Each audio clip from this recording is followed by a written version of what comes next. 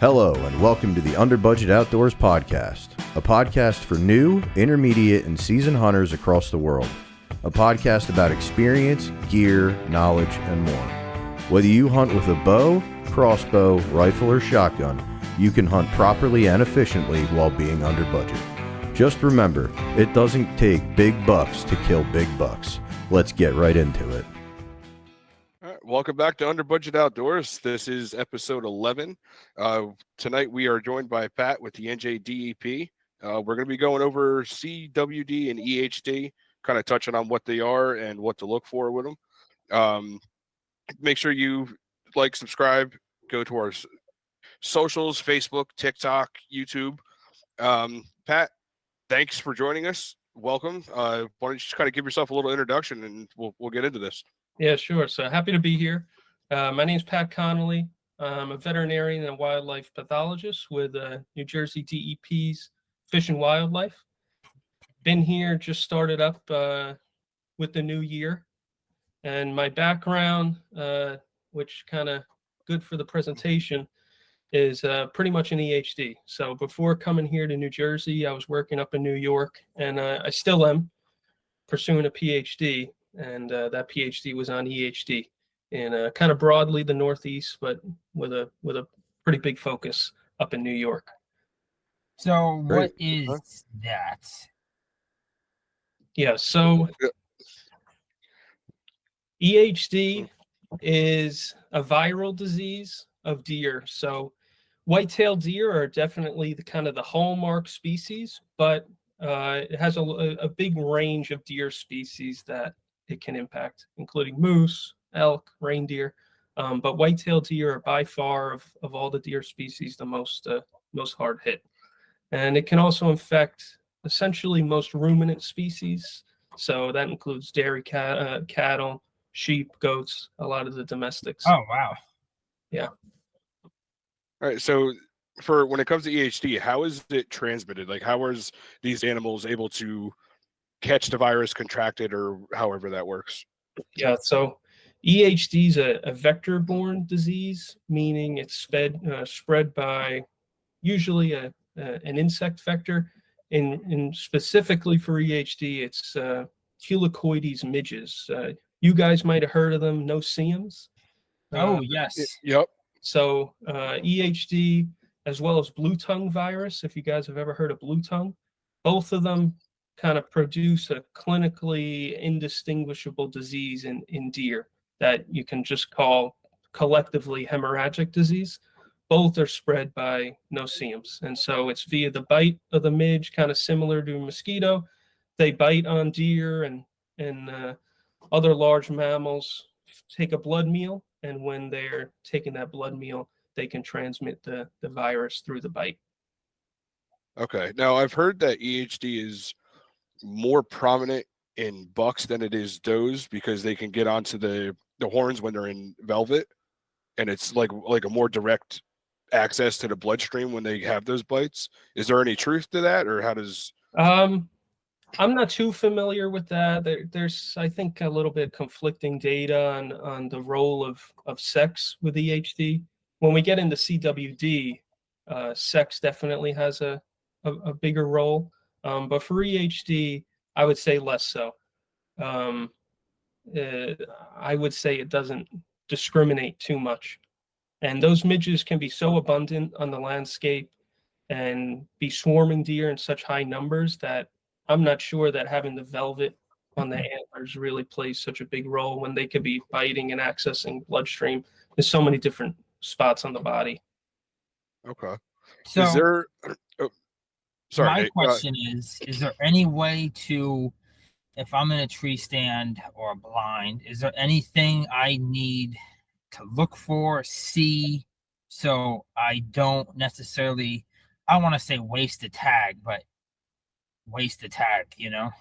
So with EHD, if a deer is actively sick with EHD, it's hard kind of not to know, I guess I would say. With EHD, it kills them very rapidly.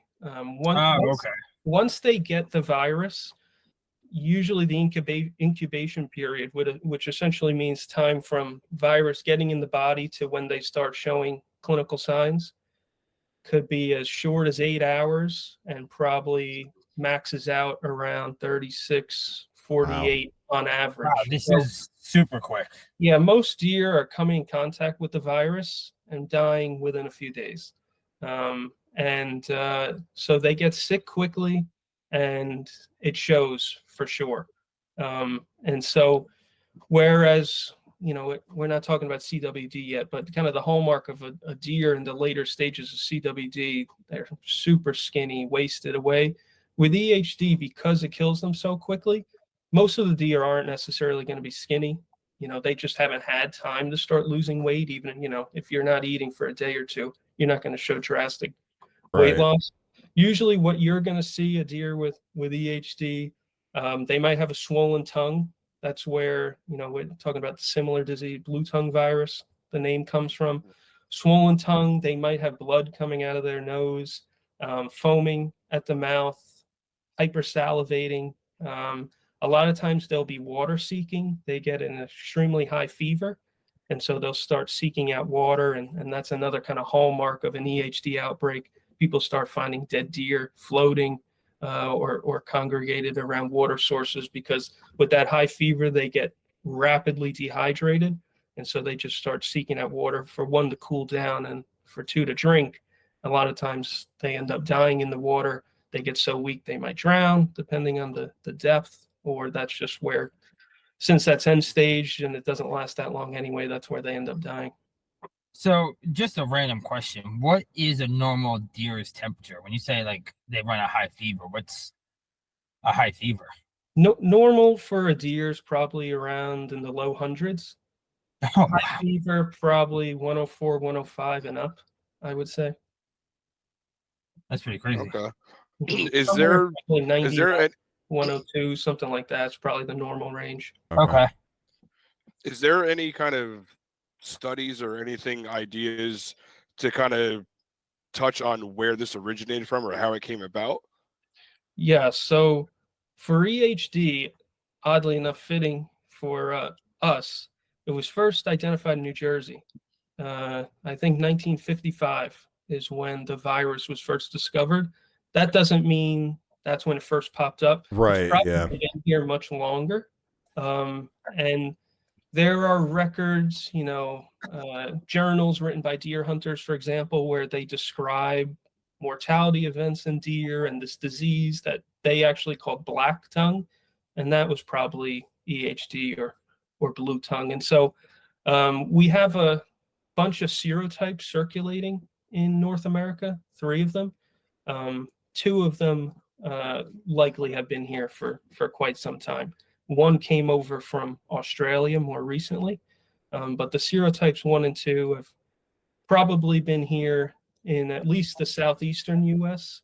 and more so out west since, going back at least into the 1800s. Wow. Okay. Crazy. So if I do see a deer, since it's so quick, do I just, if I'm in the woods and I see this deer just acting crazy, struggling to survive, would it be, I don't know if this is you or more of a game commissioner question, but would I be allowed to put the deer down just because it's more humane than drowning in like a creek? So you can give a call to one of the local conservation officers, or you could try to get one of the deer biologists on the phone. I'm not sure of the specifics of how that works, for example, with your tags, but I know some states have done this. I don't know the New Jersey specifics, but you can essentially get permission to get a replacement tag because you kind of were doing a Good Samaritan act. And so they don't want to penalize your hunting opportunities. And so I know that's something that's been done other places. I can't really speak for the New Jersey specifics. Okay. I'll give people a call, and yeah, people other than me can answer that for sure. And probably the conservation officers or game warden would be the best person. Yeah, it's a good question, Nate. Yeah, and then what kind of, I'm guessing if, when I do call and, and I tell them, hey, I got this deer looks diseased, I just give them like my location. If I'm on state land, private land, my location, or did I say location? Mm-hmm. Yeah. And Yeah. is it So, that stuff? so for any state, yeah, the best thing always to do is call your whoever your Fish and Wildlife agency is. For New Jersey specific, like I say, you could call conservation officers. You could try to get a deer project on the phone. We also have a deer disease sighting form that you could submit. You could find it on DEP website, and it has a bunch of questions that is helpful for us to find out if it's something that we should go out. If you see a deer that you think is ill, that we should go out and respond to. That, of course, isn't the best thing if you're sitting in a tree stand wanting an answer right away. But for other circumstances, that form can be really helpful for us. But yeah, what we're looking for is as exact location as you can provide, the time when you last saw the deer. If you could take pictures or video, that's really helpful. So that we know if it's something that we should respond to. And then just information about the deer. Describe the clinical signs you're seeing, buck, doe, all those different things can clue us in to think of different diseases depending on, time of year and whatnot. Would you, okay, worst case scenario, let's just say I'm in my tree stand and I'm seeing symptoms in a couple of deer. I make that phone call. Would like a team from your office come out and remove the deer, or what would you guys do if somebody called and said, hey, I have a handful of deer here that are showing all these symptoms? Yeah. So, it depends. Every case is different. Okay. Sometimes we'll respond. Sometimes if we think it's something that the deer can overcome, we'll try to monitor, look for further calls from that area. But if it's a cut and dry case of either we're worried about a potential CWD deer, or we think in the best interest of the animal to ease their suffering, as well as for public safety, if that's a sick animal wandering around a roadway, we will go out and euthanize the animal if necessary. Here in New Jersey, there's a couple different agencies that'll go do that. And so USDA Wildlife Services tends to be the go-to agency. Okay. That'll come out and euthanize a deer. But if it's off hours, tends to be Fish and Wildlife will Okay. come out and do it. Yeah, I used to work with USDA guys at Allentown Airport in Pennsylvania. Okay. Yeah, Yeah. we had a representative there. Great guy. Yeah. I learned a lot of this stuff from him as well. Yeah. So. Yeah. They're a great crew. Yep. So, my next question about this, and then I don't know, maybe we can swing into CWD. If a deer does track this disease, and it's like hour 8 into the very beginning, it's a nice buck. Can I consume the meat? Like, if I don't, like, is it safe? So EHD, there's no indication of any risk for human health. Okay. It's purely an animal disease, and specifically kind of a ruminant disease. So, deer, cattle, livestock species. But what I would say is, never consume an animal that appears sick or injured Of course. in any way. And we can have a good idea for, hey, this is probably EHD, and theoretically maybe the meat would be safe to consume, but you'll never know 100% without diagnostics. And so, yeah, we always say if the deer looks sick or injured, don't consume it. If you harvest a deer that, unbeknownst to you, is in the super early stages of EHD, there shouldn't be a risk. Okay. Okay. So with that, I guess we'll swing into CWD. Just kind of touch on exactly what CWD is and how that's transmitted and how that's a little bit different from EHD. Right. So CWD, I don't know if it was a good idea or a bad idea, but EHD and CWD, they're kind of the two big deer diseases, obviously, and they both got these 3-letter acronyms. I feel like it creates a lot of confusion. Acronyms everywhere. Right. But CWD, it's chronic wasting disease. So it's caused by what's called a prion. So it's not a bacteria, it's not a virus or fungus or a parasite. It's essentially an infectious protein particle There are very few prion diseases just globally across all species. The big one, other than CWD, that most people have heard of is the quote unquote mad cow disease. Oh, okay. So it's, without getting into it too much, it's a protein particle that has been misfolded, and that creates a change that allows that protein particle to infect the deer cells. And they really target brain, the cells of the brain and brain tissue. And so it causes a progressive disease that can take upwards of 2 years or more to kill the animal. And that's one of the big problems with CWD is for a long period of time, the deer will appear outwardly normal, and yet they'll have a really high level of the prion in their body. They're shedding it into the environment where, and as well, they're coming in contact with other deer, spreading it for this prolonged period of sickness. And as well, people are going out and harvesting these deer, and they're harvesting big, healthy bucks, for example, that unbeknownst to them may be CWD positive. Wow. So, when these deer and other, wildlife animals do have these diseases, can they be transmitted by like coyotes or any other predators and stuff like that? Like, does it just keep, continuing on? Yeah, so CWD it can be spread directly deer to deer. They can shed the prion in any sort of bodily fluid or secretion, so blood, saliva, urine, feces. It can also be spread indirectly. So when deer are secreting all those fluids, the prions can get into the environment. It can bind the soil, where we don't even really know how long it can remain viable in soil for, but likely it could be decades. It can also get taken up by plants. There's been a lot of laboratory studies that have shown that if you plant corn or wheat in soil that's CWD contaminated, you can then get the prion out of those plants. Wow. And it's also been shown that, like you said, coyotes, and I think in a zoo they may have shown it in a mountain lion, that scavengers and predators can consume a CWD positive deer, and then in their feces they're shedding the prion as well.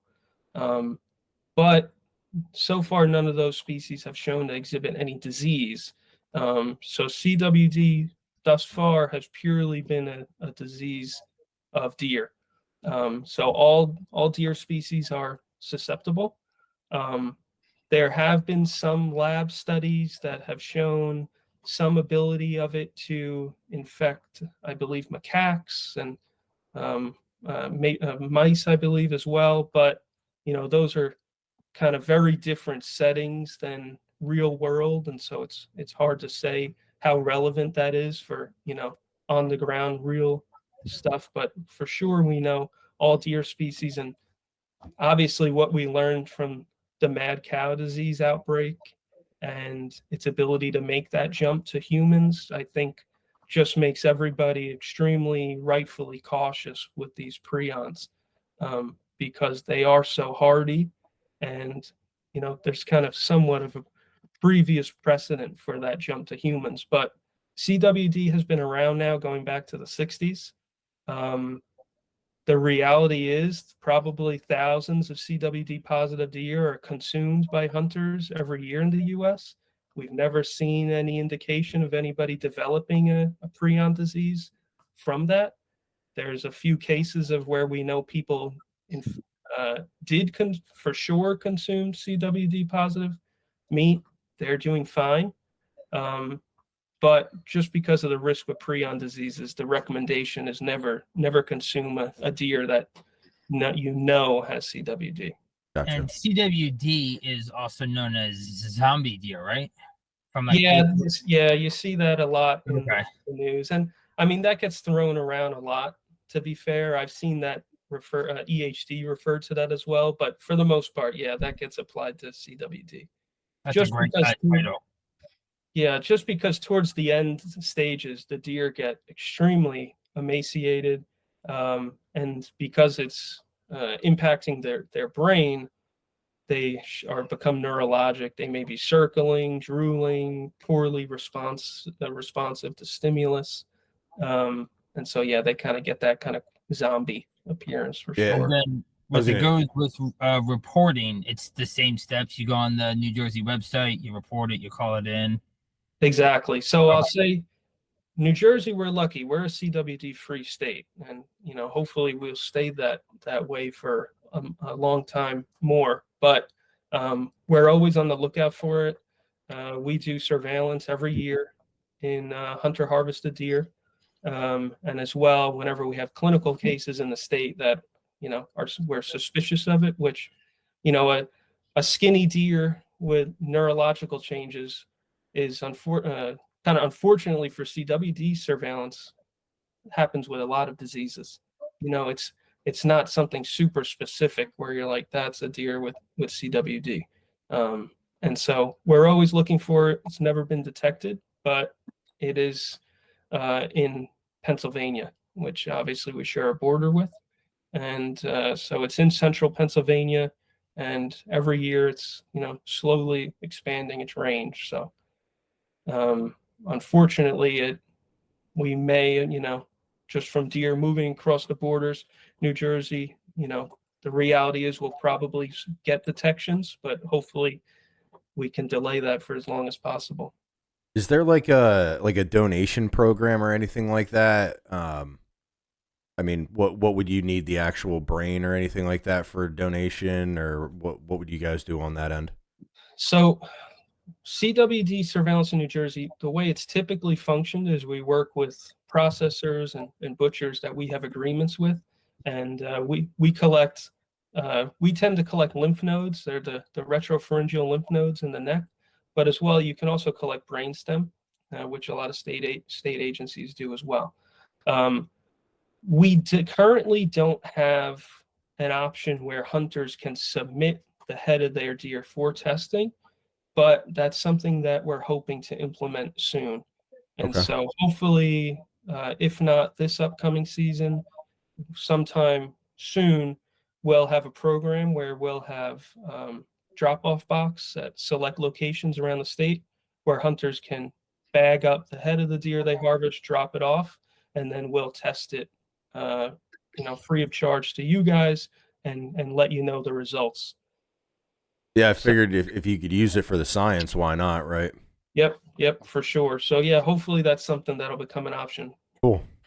So in the near future. when it comes to local, state, federal, all that, like what kind of things are being done to try to combat this and slow down that spread and try to see if there's a way that we can stop it? Yeah, so a lot of CWD control and the efforts going into it, a lot of times it for the most part, the state fish and wildlife agencies bear the brunt of the financial costs of that and kind of the manpower costs of that. There's a lot of funding efforts coming out by the federal government now, which is great.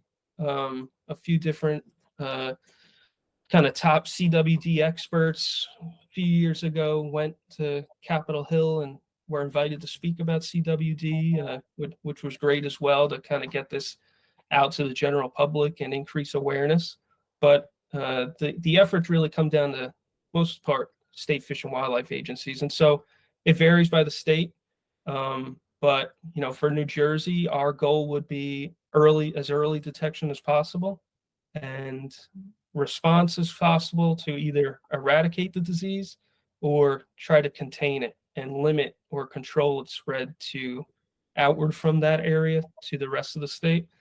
States that have CWD and it's endemic and not necessarily going anywhere, typically the goal is to keep the prevalence rates as low as possible. So Illinois is a state, for example, that's done a really great job of that. Year on and year out, their rates of how many deer in the state are estimated to be infected with CWD, there's been very little change, and they've done a really good job of kind of containing it to where it's at and limiting its ability to spread to other parts of the state, because it's going to be a challenge to keep it out of the state But if we do get it here in New Jersey, we really want to limit its ability to spread then and hopefully contain it in one place where it was brought in, so that the majority of the deer herd throughout the state isn't going to be impacted.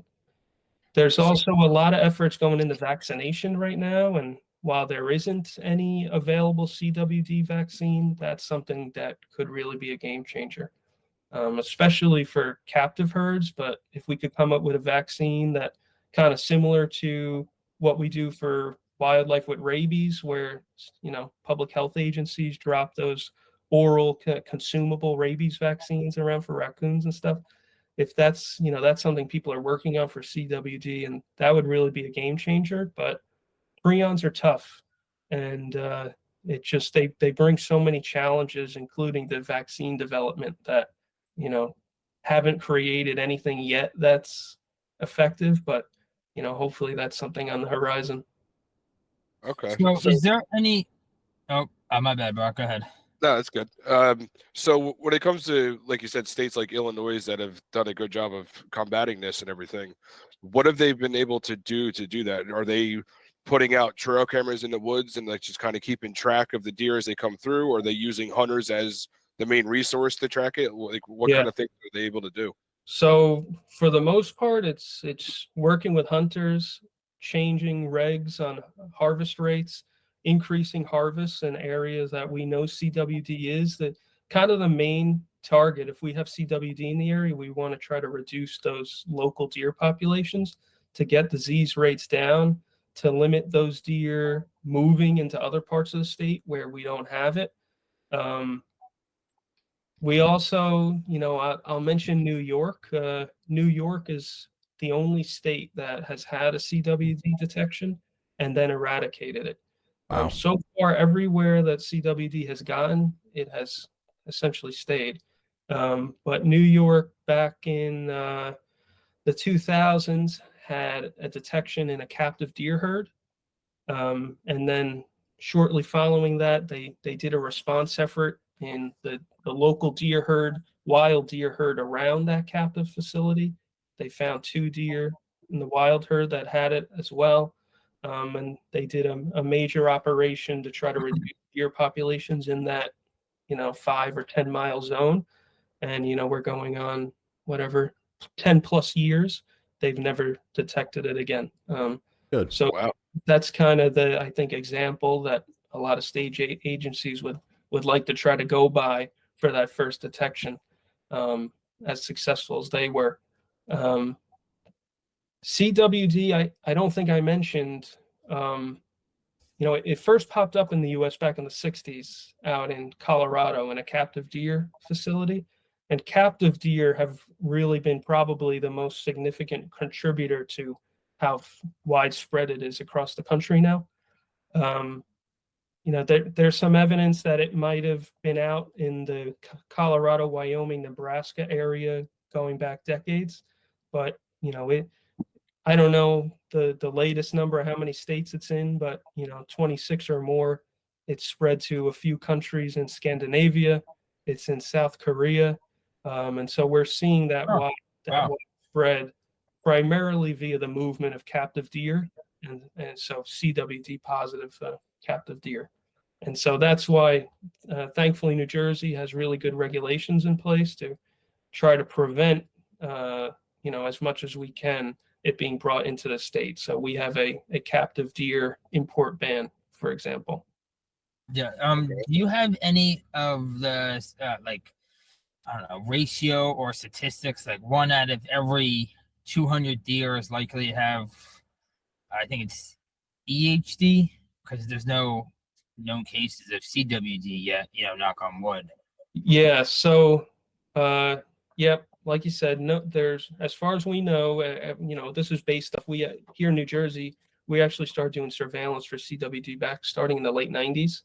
And so we have well over, 20, 25 years of surveillance data. We tend to test, 800 or more deer a year. And there's never been any indication we have it here in the state. EHD is tough. EHD outbreaks are extremely kind of cyclic. Last year, we had barely anything. But if you go back 2020, 2021, we had pretty significant outbreaks. And EHD, it's hard to put a number to it because the deer die so rapidly. They're dying by water sources. And if those water sources aren't necessarily around a community or where a lot of people are going to be, we're going to be missing a lot of carcasses. And so it's hard to put a number to it. Okay. When I was working up in New York, we had in 2021, for example, which was kind of the Northeast biggest EHD outbreak on record.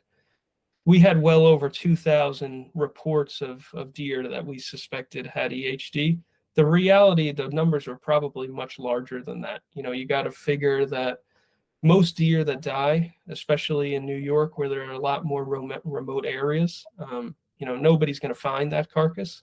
And even still, carcasses that are found by somebody, a lot of people aren't going to think that I should call somebody about this. And so it's hard to put a real number to it. But EHD can definitely cause really significant localized mortality when those MIDGE numbers are high around a particular water body. In a state like New Jersey, where we don't have a long history of EHD, it's not here every season, not like down south. The deer aren't necessarily going to have any immune response to it, or they're not going to have built up antibodies. We can see mortality rates, probably 90% of deer that get infected are going to die. And so you can have pretty significant die-offs, but because we're not an endemic area, meaning we have EHD every year, typically after a few years, so long as there's not repeat outbreaks, those deer populations will bounce back to pre-outbreak levels. All right. Do you have any numbers on Pennsylvania? I know you said central Pennsylvania, and I live smack dab right in the middle of central Pennsylvania. So. Yeah, I'm not far from central Pennsylvania either. Okay, so I don't know Pennsylvania's numbers for CWD off the top of my head, but you could go on the PA Game Commission website, and they have a really great page on CWD where they'll show you a map of kind of the quote-unquote endemic area where it's established in the state, and they have little pinpoint marks all over the state showing where wild deer that were CWD positive were detected, and they'll show it year by year too, so you can see the spread. But yeah, off the top of my head, I don't know how many deer have come back positive or what they estimate the prevalence is, but you could probably find it on there. And I can email that to you guys too if you have trouble finding it. It's a pretty cool site. Yeah, I'll check that out for sure. So you've already touched on it a little bit, but so like for all three of us, we're going down to Georgia next year for a hunt. What kind of, like, I know it's going to vary by different states and like that, but what's like the typical laws, regulations, whatever, when it comes to transporting deer over state lines? Like, I know a lot of them are, you can't do anything skeletal, you can't bring back or anything like that. Like, if we were to say harvest a buck down there, we wanted to bring it back up here to get it mounted, would we have to skin it out, get rid of the brains and everything? Like, how does that work? Yeah, so every state's different, but for New Jersey, I can tell you, we have a whole carcass import ban. So you're only allowed to bring back deboned meat. You got to remove all the bones. You're allowed to bring back taxidermied heads. The skulls have to be caped. Yeah, that's essentially the brunt of it. No whole carcasses. You've got to clean the carcass and debone it before you come into New Jersey. Do you know what the penalty is if we do get caught with the deer out of state? I don't know what the penalty is, but the conservation officers definitely take it seriously, and so I don't know what the fine would be, but there's certainly a repercussion. Yeah, of course. So me living in Jersey, would I be better off trying to find a taxidermist in Georgia if I were to harvest something and then just wait for the head to get done and either get it sent here or go down there and pick it up myself? I'd say so. Yeah. Okay. It's good to Yeah. know for sure. Yeah. Absolutely. Yeah, because like I said, one of the big risks is captive deer coming into the state, for farming, whatever, there are a lot of different uses for captive deer here. But the other risk that we have is, hunters are a big tool and kind of in the fight with us, but is bringing in carcass from other states. In particular, the risk of somebody bringing in a carcass from a CWD endemic area. I think it was Wisconsin did a pretty cool study where they showed Wisconsin has an area, I think it's in kind of south central Wisconsin, with really high rates of CWD. And they showed the zip code of where all those hunters were coming from. And so it's just kind of exemplifying the risk that we know those prevalence rates can be super high in that area. And it's kind of showing people distributing all across the country, potentially, bringing a CWD positive deer. And because prions, they're practically indestructible. Incineration is one of only a couple of ways to destroy them. And so any kind of leakage from that carcass and whatnot has the potential to get into the environment and persist there for, like I said, decades. And local deer could come in contact with that. And once CWD is established in the environment, it's virtually impossible to get rid of it. And so that's why, some of the regulations can be a pain, I'm sure, but we're just trying to do everything we can to maintain our deer herd as CWD free. I mean, yeah, I can't really imagine being the one guy who brought CWD to Jersey after Yeah. almost 30 years, 40 years of being disease free. And Yeah, that's definitely not how you want your name to be put out there. No. But is there anything that hunters or landowners can do land management wise or anything like that that can kind of combat it and slow it down a little bit? Or is there not really anything like, like I hunt on a 250-acre farm and they plant corn. Mm-hmm. Like, is there anything that a farmer can do in that aspect to know if it's in the soil and slowing down the spread? Is there anything that's possible? So what I would say for landowners, it's going to vary whether your area is CWD free or has CWD. So for somewhere like New Jersey where it's free, biggest thing people could do is just try to get in touch with us if they see a sick deer. If you see a skinny deer, please let us know. If you live in an area like you mentioned, central PA, and you own property, get in touch with your local deer biologists, get in touch with game wardens. You could pursue opportunities for, getting deer management permits and, getting deer numbers down, doing your part to harvest deer in your area.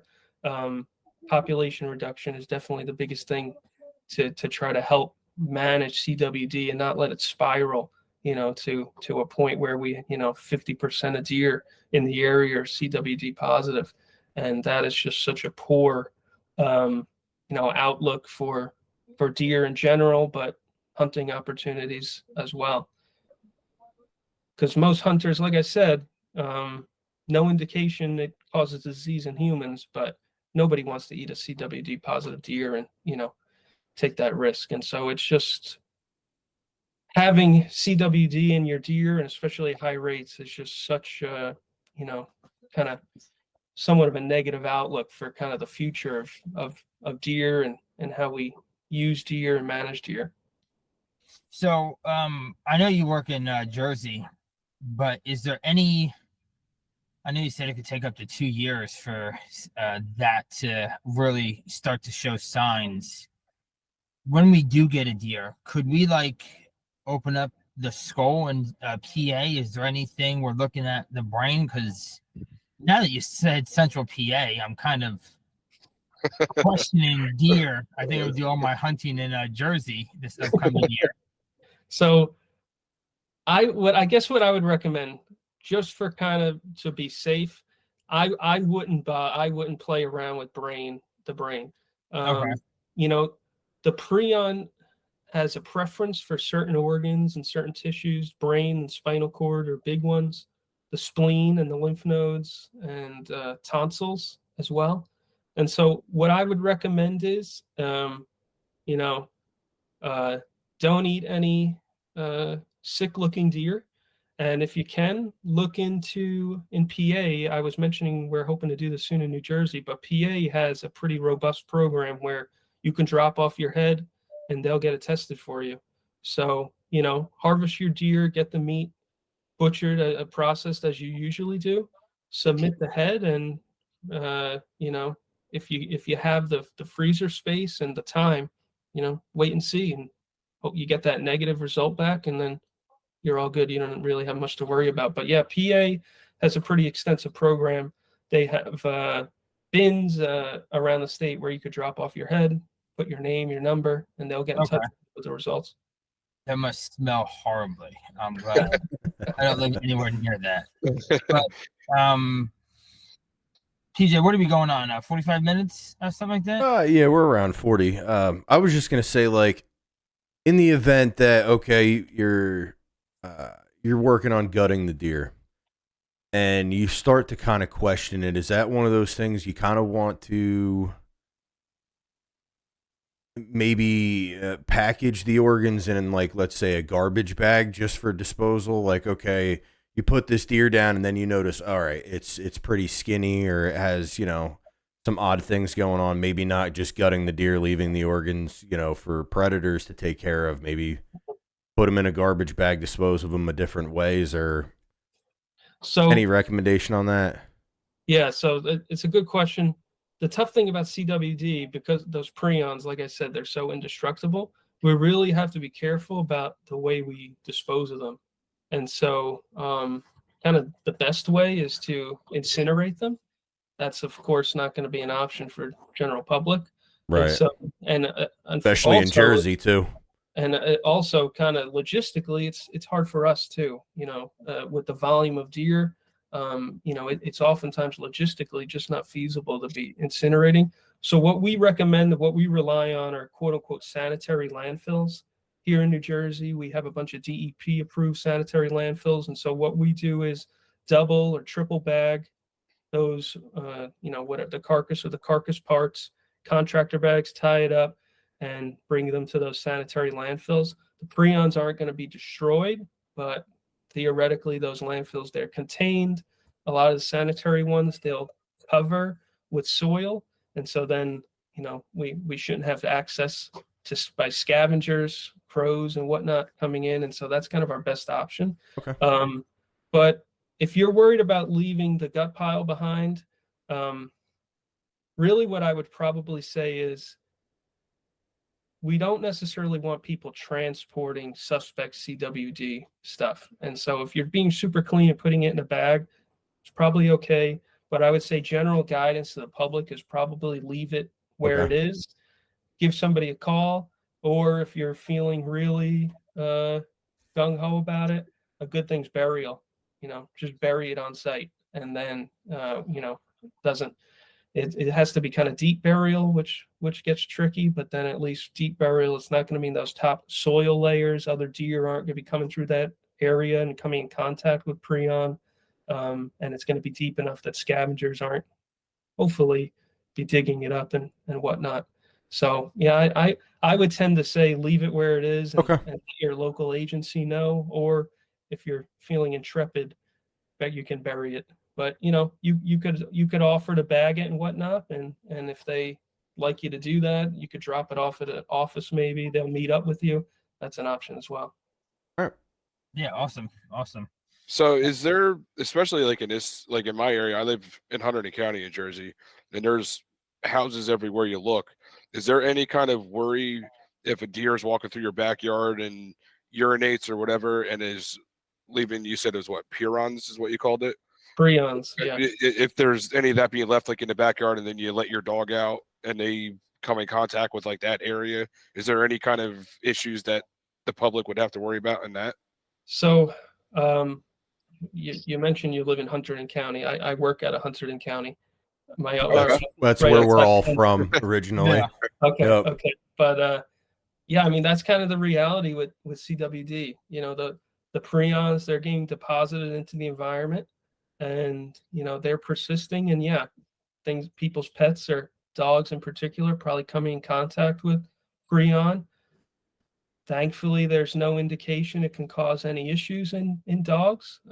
Like I said, there's that research that shows coyotes can pass it in their feces.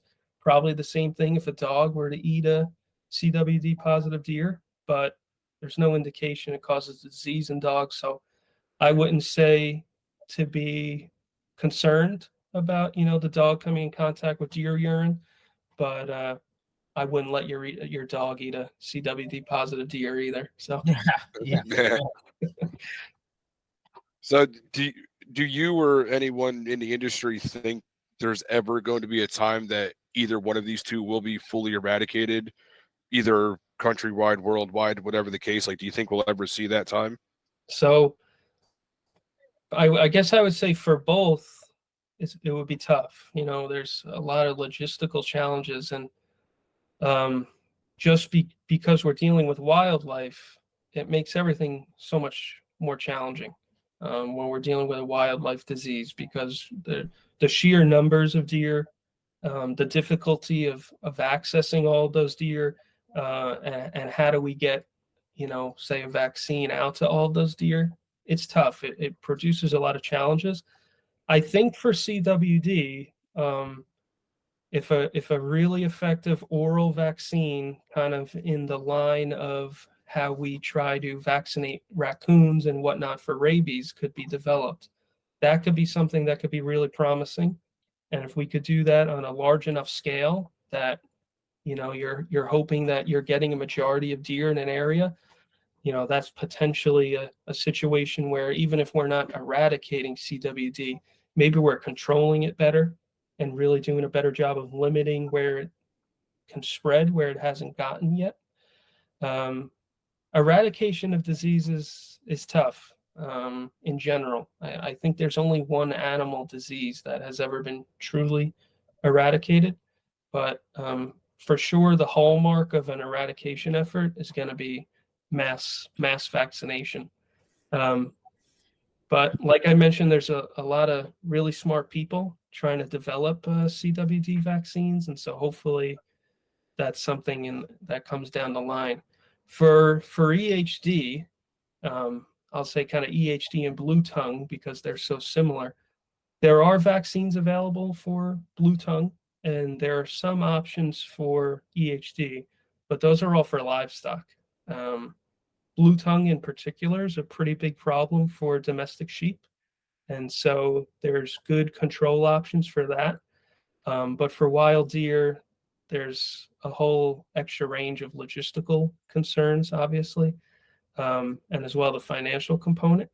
And we just don't have a good way, that those are not oral vaccines, they're injectable. And so we can't possibly be handling enough deer to do so. The best thing for EHD, we were talking a little bit about what you can do on your property for CWD. EHD, I think, has better options for landowners to try to do a little bit of part to try to help control it. That for the most part is probably going to come down to livestock producers, though. We know midges really like to congregate around cattle and other livestock operations, and so big things are reducing manure buildup. The midges that spread EHD like to lay their eggs in manure. So doing your part to limit manure buildup, limit standing water, kind of all the same recommendations you hear about mosquito control for West Nile and whatnot. Okay. Just limit those options for the midge's habitat, and try to get those midge numbers down. But because EHD is spread by a biting insect, and thus far, there really haven't been good options for trying to control no-see-ums, like how we see spraying for mosquitoes and whatnot. There aren't a lot of good options out there that are safe and environmentally, sound, that are probably really worth it. And so for EHD, I don't necessarily see eradication down the line. CWD is going to be tough, but there's definitely a lot of people working towards that, or at least better control than we have now. Okay. Awesome. Yeah, that's a lot. I didn't realize Jersey there was no cases. I just thought, Yeah, we're 'cause lucky. I would, watch it on the news, be like, oh, zombie deer, it's like everywhere. Yeah, Pennsylvania is the only state in the Northeast that is CWD positive. Awesome. So Damn, yeah, guys. Great. like I said, New York had it. They seem to have eradicated. New Jersey and the New England states have never had cases. So are you, either of these two, the CWD or EHD, are they more prevalent like in warmer climates? Like would we see it more early season or off season here, like in the summertime, than we would in the winter? For CWD, no, there's not really a season component. I'll mention this quick. For CWD, you see it in bucks much more commonly than does.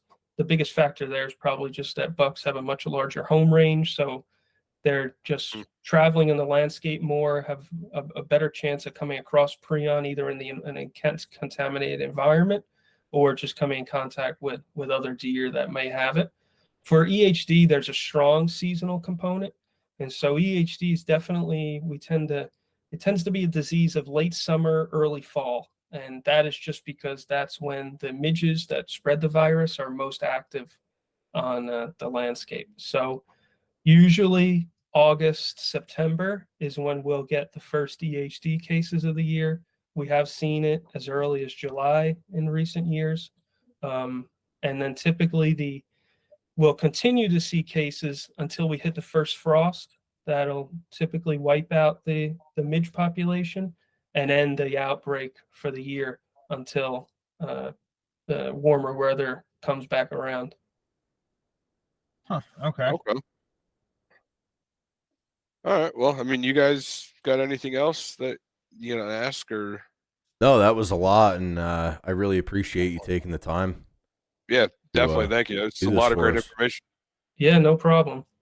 Happy to do it. Happy to talk to you guys. It's we rely on working with you guys a lot to get good information on these diseases, know when they're around. Like I said, try to get that early detection. So, it was great. It was great, great talking. Yeah, for sure. Yeah, so just make sure when you guys are out there, if you see anything, crazy, call it in, location, time, date, Just about everybody has a GPS attached to them at all points, so you can even pull the GPS coordinates too, not just about 150 yards that way. Right, we can do better than that.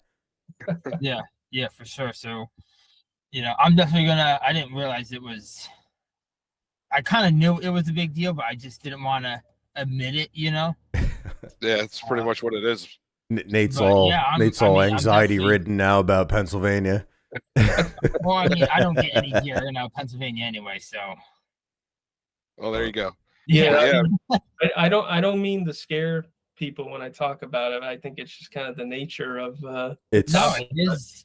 mean, it's truth, great. Though, it's information that hunters need to know about. Yeah, and for sure. Need to be aware of. So that's one of the main reasons that we wanted to do this. Yep. And to get information from someone who actually knows about it. Right. Not just a zombie deer. Yeah. Right. Well, again, everybody that's listening and watching, thank you guys. Make sure you're following all the channels. I'll link NJDEP as well as the PA Game Commission in the description. I'm definitely going to check out that Pennsylvania website Pat was talking about. Yeah. So who's saying it? It doesn't take big bucks to kill bucks. Right, there it is. There you go. Thank you again, Pat. We appreciate it. Yeah, no problem. Thanks for having me.